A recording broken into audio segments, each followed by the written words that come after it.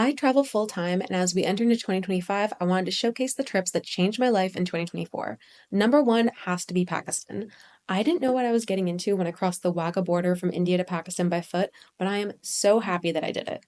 The well trodden hippie tourist trail from India was immediately replaced by what I can only describe as antics. Pakistan is the most hilarious country I have ever traveled in. Everywhere I looked, there was something going on, and being the de facto only foreigner in any situation made me a novelty rather than a target. I had so many authentic, silly, and memorable interactions with the locals that I just wouldn't be possible in a country that gets more tourism. Instead of being treated like a walking wallet, the fate of most tourists, I was a guest of the country and I was shown hospitality everywhere from Islamabad airport to the Tim Hortons in Lahore. Say yes to everything was my motto while I was traveling in Pakistan, and it led me to some of the most interesting situations of my life. Like when I somehow wound up touring Islamabad in a vintage car from the 1950s, or when a motorcycle gang that included children and a few septuagenarians took me out for a day in Lahore.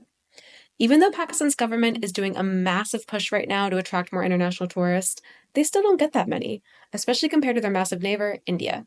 And while I hope that this country succeeds in its effort to attract more tourism, I also hope that it doesn't lose its charm of authenticity and hospitality that I personally greatly enjoyed about my visit to Pakistan more than any temple, mountain, or attraction.